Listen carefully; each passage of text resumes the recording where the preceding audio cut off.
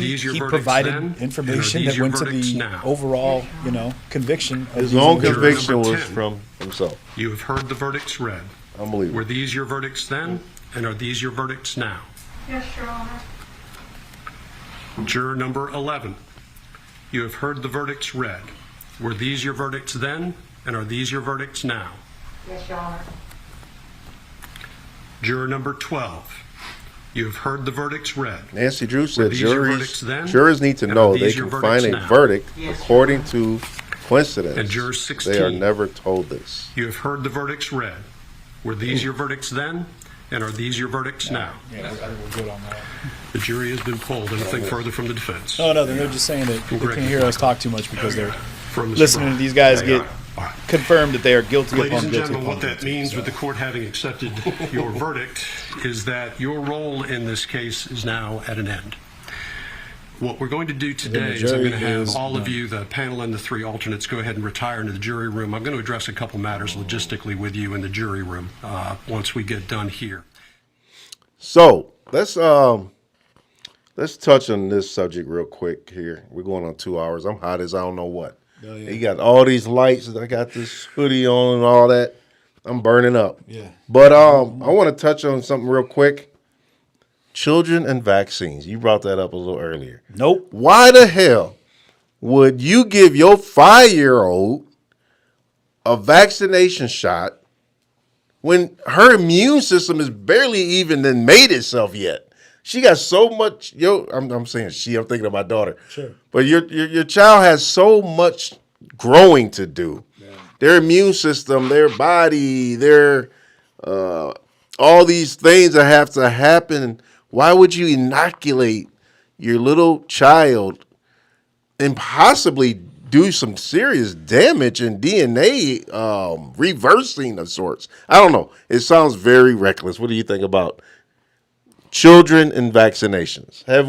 Has it been out long enough to be doing this? Yeah. That honestly, man, is something that I feel like we would, if we jump into that rabbit hole, we'll be here all night because it is something that I feel confident that, modern day science is moving in a direction. We're learning, we're growing, we've gone through enough to know that we're, progressing with our medical advance. However, I feel that where I come in, and this is kind of the best I can do with it, you should have the right to choose whether or not you put a foreign entity or a substance into your body, right? Especially for children. As a parent, you should be able to protect your child any way you feel you need to. And if that is by saying, I'm not going to allow my child to be vaccinated, or if you yourself feel like in your home you don't feel like the vaccinations are for you, 100% you're right. These mandates, these things, that's what I have issues with. I have zero problems with jobs out here vaccinations. now saying you can't even get a job if you ain't vaccinated. Back home, man, you've got I don't even know the full percentage, but the percentage of people that are working, just the shipyard that works on the naval vessels for our Navy fleet. I want to say that there's 70% are unvaxxed or whatever that are saying, and there's a huge number of them that are saying they're not going to get vaccinated. But they're mandating, saying if you want to keep your job. And I'm wondering, are you willing to lay off that massive, the gross majority of I want to see a company do the that. employees that work for the U.S. war machine, whatever you want to call it? Are you going to lay them all off because they're choosing not to? So now they're having to rework all these mandates. But really, it's my body, man. You can't tell me what I have to do with it. You know what I mean? And it's terrible that people are getting told they're going to lose a job if they don't do it. You still get COVID anyway. So what's the point? I mean, you can be vaccinated with the shot, second shot, the booster shot, and still turn around and get COVID. Yeah. So what's the point of these companies mandating you to be vaccinated? It's all money. You think this has Bill Gates said this I think yeah. About 5 years ago, he said he wants to see everybody in the world vaccinated. He said this before coronavirus. It was even coronavirus. So I think there's a bigger dilemma, a bigger picture at play here. I think we have a much bigger issue because we have big pharma. This shouldn't have a play in our lives at all. And you guys will have to stay tuned. I have an entire segment that I can do just on this. And we're not going to talk about, I'll give you the tip of the iceberg for me. We're not even just talking about, because there's places back home, real fast, someone just said, you can't even go in without showing them your vaccination card. You're not allowed to walk in without your vaccination card. You can have a mask on and everything, but you have to show them your vaccine card or a picture of it before they're even allowed to walk into a restaurant and sit down. Crazy. Wow. But this is crazy. We need to look past this. We're talking about vaccinations and saving the world, right? Right now, we have an epidemic, as by the World Health Organization standards, of 500,000 people a year dying from tobacco-related deaths. Those are preventable deaths. Over 140,000 deaths related to alcohol, preventable deaths. Again, for drug overdoses right now that are related back to fentanyl, thank you, Big Pharma, over 120,000 there. Every year, close to 1 million people die from preventable deaths. Why aren't we focusing on that? Where are we at with it? How much money is pulled in on taxes from tobacco? How much money is pulled in on taxes from alcohol? How much money is being made by Big Pharma right now? Again, if it doesn't make sense, follow the money. And for me, like, we're watching people die at the hands of what is, to me, a huge financial grab. And it's ridiculous that we're not addressing bigger issues right now, which is the fact that we have these things that are happening every year. Since the big virus has started, we've had millions of people die from preventable deaths, but they're not being prevented. And we're not talking about what we can do to change that.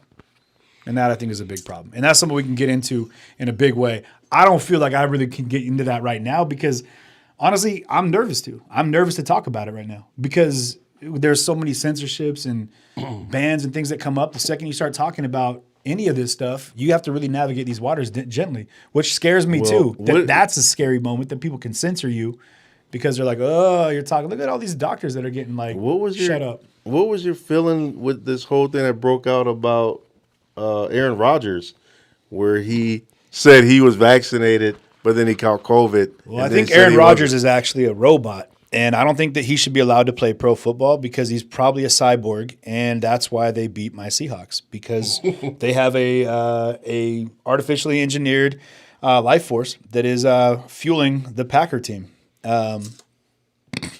which is rough. Very interesting. Actually, you know what? They put him on a pedestal, man. He was like the poster child for anti-vaccinators.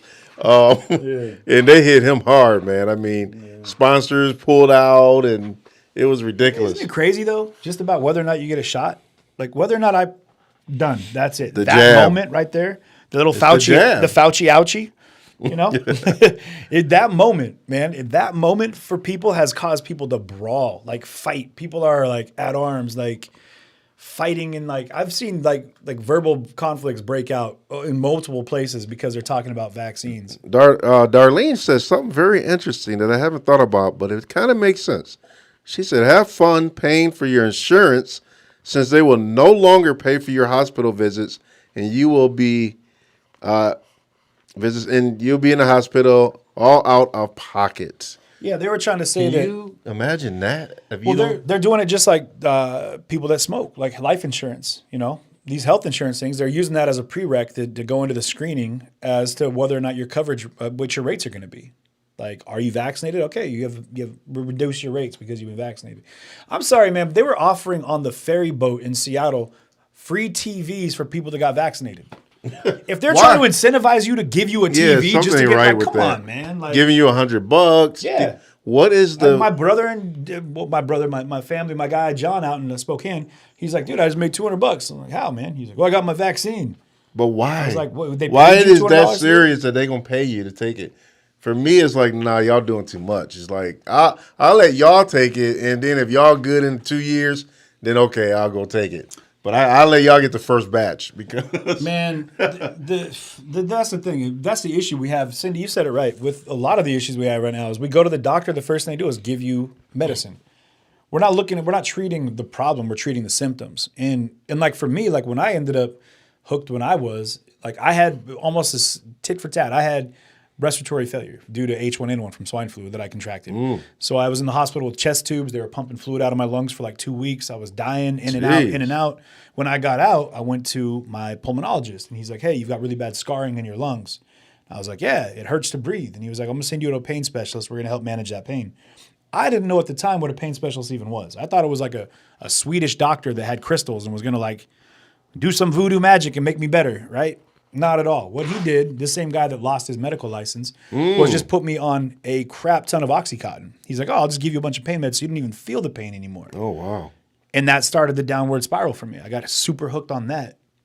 So for me, the vendetta that I've got, not a vendetta, but the anger that I have towards Big Pharma is I watched what it did to not just me, to my father and other people that I know very well, that I watched it like take them into a terrible path. How long were you on this roller coaster? I went through 8 years of drug addiction. Almost 8 years, a little over 7 years. What was your lowest moment and when you were on in that 8 years? When did you realize that you really, if you didn't turn things around, that I was homeless, and I remember I stole dog food because I couldn't even afford food for my dog, and I stole some dog food. And I remember even my dog looked at me like, "Man, this is like I'm not kidding, man. I got dude, back when in this your car. dog give you that look, like, man, dog, what you doing, dog? Real talk, man. Like, when, for real, when like, you bad, like you got it bad, man. When my dog looked at me when I got back in that car, and I remember he looked at me like, "This is a low point for you, Pops." I was like, I remember I broke down, you know, and so, but that was it, man. It got me to a point where I had lost everything. I went from I had a great corporate job, you know, I was a business to business. Like I managed a territory for a communications company. I had a great spot, like waterfront view. I was doing great, and I lost everything. I mean, everything, every last thing that I owned, to the point where I got what I got out of lockup with, basically, a pair of slippers, if you will. Wow. But in the grand scheme of it, man, like I also gained everything, because I gained an understanding now that I never would have had then. I gained a level of empathy for people that are going through real struggle. You know, I gained a level of understanding for people that are dealing with issues that are so unaddressed and right now are being pressed, right? Like we're putting people right down the barrel of, you know, of problems and not addressing the fact that when they get there, what are we going to do to get them out? You know what I mean? I mean, you come from a pretty big family of sisters, brothers. Not really. No? Just my mom, my sister, and my brother. What? My pops passed away 10 years ago, a little over 10 years ago. And I had a couple brothers and sisters. No, just biologically, I've got my brother, my sister, my older brother, older sister, and my mom's. I guess what I wanted to say is, what is it true that when when you're on that kind of addiction, that only you can make that choice to get out? Like, no matter what people say, no matter how much people talk to you, no matter what people do to try to get you to stop, ultimately, it's got to be you to make that decision to stop. You're either going to make it for yourself in some way, or someone else is going to make it for you. And for me, no one can tell me anything. My mother, I can tell you right now, my mother loving me through it all was a big deal. Like, just tenderly and loosely and gently loving me and saying, "Hey, I'm here for you whenever you need me. I'm not going to force things down your throat and try to tell you that you're a terrible human being." And she kind of knew, like, you're going to figure it out. That's how she always says. I knew you'd figure it out. But I haven't really had a chance to even apologize. You know what? I'm sorry to anybody that I hurt along the lines during my drug use. Like, for all the people that I affected, and I've done a lot of this in my time, but I had a conversation with my friend Emily the other night about what that was like for my family. And I hadn't really thought about it from their POV yet, which was like, what do? You watching somebody die. Like, you're watching somebody slide down a deep, dark hole. How do you pull them back? I mean, tell them don't do it. And I tried, and I didn't, and I tried, and I couldn't, and I kept going through it. But I had to get to a point where I had lost everything. And I watched bottom loss, everything? I'm watching friends die. Within a week, I had 3 friends die. I had to try to resuscitate 2. I mean, that I showed up and there's someone dead on the ground, you know what I mean? And that type of situation. I had a friend pass in the hospital, a good friend of mine, from congenital heart failure due to complications from drug use. And that was in the hospital. I'm just saying, like, this was a real epidemic. People were all around me, were in the world that I existed in. And even then, it wasn't like, you got to get out of this. You know what I mean? Because you're so blinded by the world that you get immersed in. And this is where I have to remind people, like, we can go from a higher level. Remember that we mire ourselves in the world that we exist in. Like, and you surround yourselves with things that help you stay there, right? Like, I surrounded myself with other people that were doing drugs. I surrounded myself with other people that were lost in addiction, because then it didn't make me feel like I had a perspective that would take me out of it, because I knew I wasn't going to leave it. I didn't have the strength to leave it or the willpower at the time. And I think a lot of times, so you process information, you build an echo chamber around you that says, this is okay. This is where you belong. We're here, you're here, we're here. We got this together. But you don't realize that we're all slowly dying. Like, you're on a sinking ship. He doesn't want you to bail ship, because then I'm out here by myself. And so you hold on to people like crabs trying to get out of a pot. You just grab it, they keep pulling each other back in. Wow. And it's like, same analogy. It's like cooking a frog. You don't throw a frog in boiling hot water, it'll jump right out. You throw it in cold water and just slowly turn the temperature up. And eventually it boils and it never even knows that it's in danger. And that, I think, is the real issue we have right now in America and on a bigger scale of the world, is that we've been put in a pot of water and they're just slowly turning the temperature up on us. And they're not letting us get to a point where we can say, you know what? This isn't acceptable, man. Like, you're trying to cook me right now by giving me all this false information, feeding me a rhetoric, shoving things down my throat that I don't need. Let's talk about how we can change that. And that's really where I hope, like, I mean, not to go on a grand scale, but that's where this platform here with all these people, with all these folks everywhere, I think that we collectively can be a larger voice, you know, and say, hey, enough is enough, man. We're not going to let you, and this goes back to what we were talking about racism. I'm not going to let you tell me that I have to worry about a racist war breaking out in my neighborhood because I love my neighbors.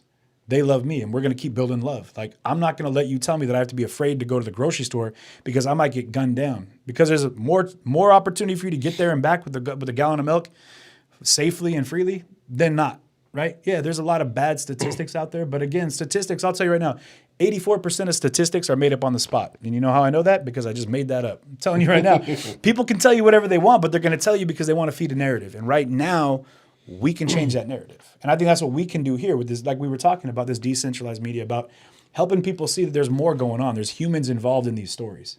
Mm-hmm. And we should hear it from them. We should ask them what their thoughts are, what their feelings are, where they're coming from and where they're going, and how we can help them get there.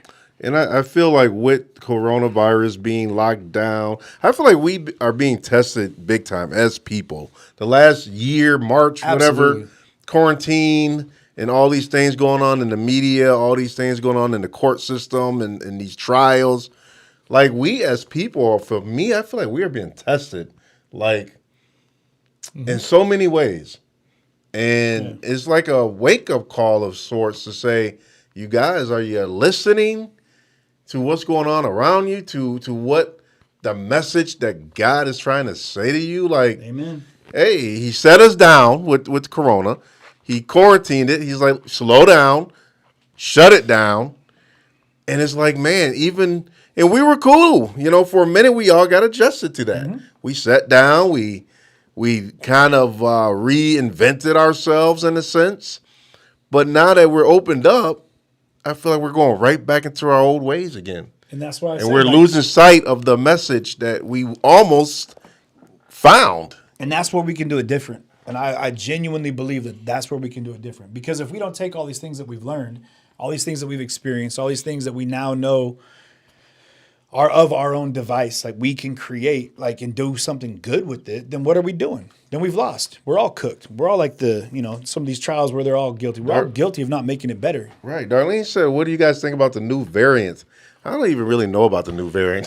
Something out of South Africa. And I mean, what's it called? Delta? No, it's called like what is Omicron. It's you guys have to tell me. It's the new variant that coming. What's it known to do? What's the symptoms of this one? It's just another variation of COVID. So does that mean there's a booster shot for this one then? Of course there will be. And there will be another one. So you just stand in line and you just keep getting these boosters till you look like the dude from Pet Sematary? I'm telling you. You just, I'm in line for my 85th. Don't bring that up, man. It was terrifying. I had bad dreams tonight from that, man. But yeah, goodness. I mean, I feel right now, like we're going to see that more, and we're going to keep seeing it right now. And I said this a couple years ago, we're going to see more and more and more and more of that. So we just realized, like, it's time to wait in line, put your arm out, and hand them your money. Get in line, put your arm out, hand them your money. And we're going to forget that at the end of it, at the beginning of it all, there was wild misinformation that was fed to us that got us in this frenzy, this terrified frenzy. My roommate at the time, legit, when it first started, like he treated this like it was a riot situation, like the purge. He was terrified that people were going to come into our neighborhood and start robbing houses and breaking in houses for food. Oh, like The Walking Dead? He thought people were going to steal our toilet paper. But the fear was in him. Goodness. He was terrified. I forgot all about the toilet paper. I mean, he was at that point because of what he was watching. He would glue to the news every day. Let me ask you this, though. He was terrified. What was it about the damn toilet paper, though? Why not canned foods? Why not dried foods? What was it about toilet paper that everybody had to have in the pandemic? Hey, man, you got to be able to wipe. You got to be able to handle You would think it would have been ramen noodles or... Everybody's got that already. They got that on lock. I could not believe the whole toilet paper situation. To this day, I still don't understand. It's the weirdest things, man. In my store, what's crazy is, like, one of the stores I went to, there was it was peanut butter and macaroni and cheese. They were like, yeah, we've been sold out for days. I'm like, how do those two mutually go together? You know what I mean? Peanut Like, butter and macaroni how is and- peanut butter and macaroni and cheese? Like, that's the hit that we got to think about right now. Wow. But man, I really feel like, and I mean, and I know we can't talk all night, but and we'll talk again. But that all these things that we're looking at, you know, we started talking about Kyle Rittenhouse. We talked about the Waukesha parade attack. We looked at Ahmaud Arbery. We're looking at the Kim Potter case. Are you gonna stream that case? Yeah. The court case for Dante Wright? Yeah, that's the plan. But what I'm talking about with it is that like we can do better. We can do better. You know what I mean? We collectively can do better. We can start changing the track that we program into ourselves. And I've been saying it from the jump. It's a T-bar thing. Thoughts, beliefs, action, reality. Our thoughts will dictate our beliefs. Once we have a strong belief, that'll change the way we act, and we'll act according to our beliefs. And the way we act will directly affect our results and our reality, right? So it starts with this track, our thought process. If we can start thinking, programming positivity into each other, start programming that love, start programming more cohesive, inclusive, like understanding into people collectively, we'll do better. The results will be there. It may not happen today. It may not happen tomorrow. It may not happen next year or 5-10 years. But I guarantee your 5-year-old in 13 years when she's voting, the platform we can build for her will be one that's safe, healthy, and productive. So she can have the tools that she needs to build the tomorrow that she wants. And that's what we need to do. All of this is masturbatory. And I mean that. Like all this other stuff is for naught. If we don't take it, use it, filter it, process it, and then do what we can for the kids behind us to make sure they have a better tomorrow. Because right now, like you said, there's so many things that are happening and they're just being fed fear. They're being fed fear. They're being piped in this crazy, like I said before, this cognitive dissonance where they're trying to figure it out for themselves and rationalize the things they see because they don't understand it. Are they being led to believe that hate's the way to go? Is racism being taught in a home? Like, we need to do better. We can do better. All we have to do is start treating each other better. And remember that every human life out here is incredibly important and valuable. And, you know, I hope these trials, you know, even though these trials, Kyle Rittenhouse trial, Ahmaud Arbery, now we got Dante Wright trial, we had George Floyd. We got a lot of trials, man. We do. But I hope we're learning something from these trials. And I hope we're learning something as people. If not, you know, to agree to disagree. I didn't agree with a lot of stuff with the Kyle Rittenhouse trial, but hey, I got to accept the verdict. Was I pissed? Yeah. But what can I do? Ahmaud Arbery, I felt like we got justice there. So at the end of the day, you know, people are dying, man. And us as people, this back and forth, this win-lose, this war against each other and all that, we got to come together somehow, some way to look at a bigger picture. Because if we really look at the scope of things, we got too many damn court trials. Back to back to back to back. What does that mean? Yeah. What does that tell you about us as people, about what's going on in the world? Yeah. We should not be having all these trials like this. George Floyd, Ahmaud Arbery, Kyle Rittenhouse, Dante Wright. It's like, man, what is going on out here? Yeah. We really need to look at the scope of things, and us as people, we got to come together and change this for our future, for our children, or else we as people, man, I'm scared to see a future as a human race. You know, I agree with everything up to that last point right there, and I think honestly, man, I'm excited. I'm excited to see it. There's been, I've had a chance to see some brilliant things out in the course of this all. You know, I've had a chance to talk to people and to walk around and interview people. I got a chance to meet, I mean, just some amazing minds, man. Like, I met a girl named Hannah, and man, I would go into the details on that, but Pope, who is from the area, beautiful mind, incredible mind. I mentioned this earlier. You know, a young individual who was willing to listen and talk, and out in the course of everything that happened in front of that courthouse on Friday with the verdict and the chaos that could have ensued, she was a calm and understanding and engaged voice that was willing to listen, that wanted to listen, that was willing to step back and appreciate that she had misjudged somebody, make the apologies and listen again. And this is a person of a multiracial background. And I see that as the potential for our tomorrow. And so I'm excited to see what brilliance comes out of these youth that we have today, man, out of your daughter. Because if you think about like the life you've lived, you're going to be able to give her the most incredible understanding of things that we would never have had when you were a kid. We wouldn't have had 40, 50 years ago. You know what I mean? Because you would have been taught like, hey, you got to be nervous about these people and those people. Instead of, one of the analogies that I was given when I was a kid by my mom was about this flight simulator. I give a lot of analogies, but helicopter pilots post-Vietnam were putting these flight simulators. These are like world-class helicopter pilots, right? And they're putting this flight simulator, and in this simulator, they highlighted all the areas in red they couldn't fly. There's like a 95% fail rate, right? Fast forward a year later, they took all those exact same pilots, put them through the exact same, well, the same simulator, similar situation, but they highlighted all the areas in green that were safe for them to fly. 95% pass rate. And when interviewed, they asked, why is that? They said it's because we stopped focusing on where we couldn't go and started focusing on where we could. While we were so worried about hitting this red zone with our blades, we didn't realize that there was twice as much room in the green zone to the left.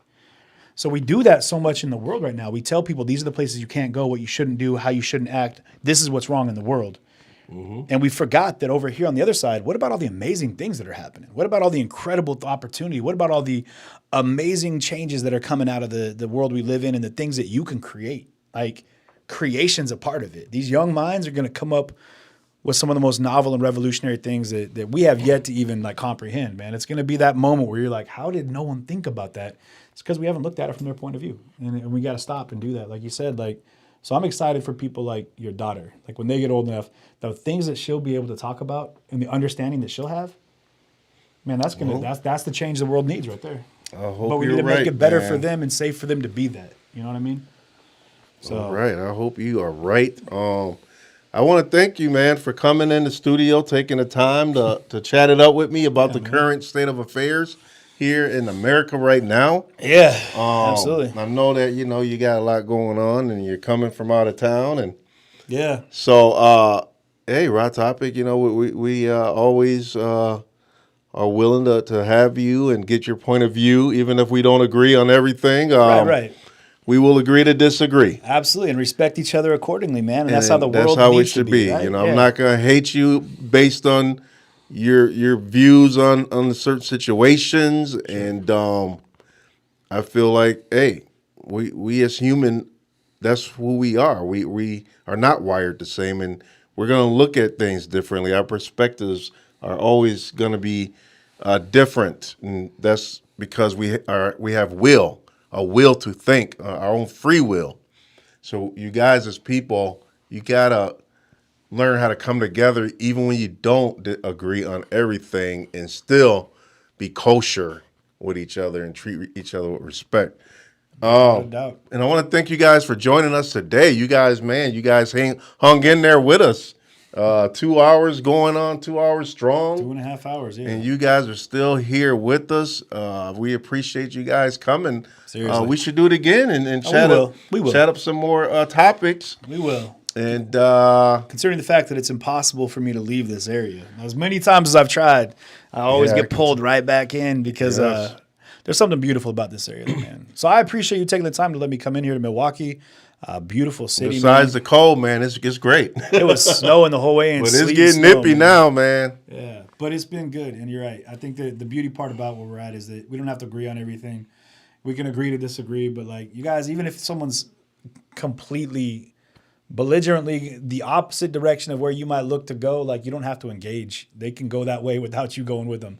And something that was said in service the other day at Journey Church was that like the more we find ourselves going towards our persecutors and the things that are causing us pain, the more we become like them. You know what I mean? So again, let's just move the other direction and stop allowing ourselves to get sucked into that, because really, like you said before, man, the darkness will want to pull you in. You know what I mean? Because it can't go to the light, but the light can go to it sometimes, but don't allow it to pull you in. So, but yeah, I appreciate y'all appreciate you having me out here, and for all my viewers that stuck around and hung in. I appreciate that, for sharing the streams out. You guys on my end, definitely Raw Topic live here. Check out my guy Hamin. He's got some. He's out there, man. We've been running into each other. Yeah, out in the streets. We've been running into each other for the last year or two. Yeah, year and a half almost. Yeah. Yeah, so So check him out. yeah, and everybody on Raw Topic, they know CJ. We're in here. They We're know in here, you. man. We're in so here. you guys know where you can find CJTV Media on Facebook, YouTube, all that good stuff as well. Thanks, you guys, and stay tuned, you guys. I'm definitely thinking about covering the Dante Wright trial. Maybe not all of it, but at least a couple days every once in a while. They got a couple days of jury selection coming up. So I don't know. Maybe we can do a collaboration on some reaction to some of the trial. Yeah. Let's see, what we can do with that. I'm with it. All right, you guys. And you guys remember, as always, if you can't come real, come raw. At least come raw. Hey. Raw Topic, you guys.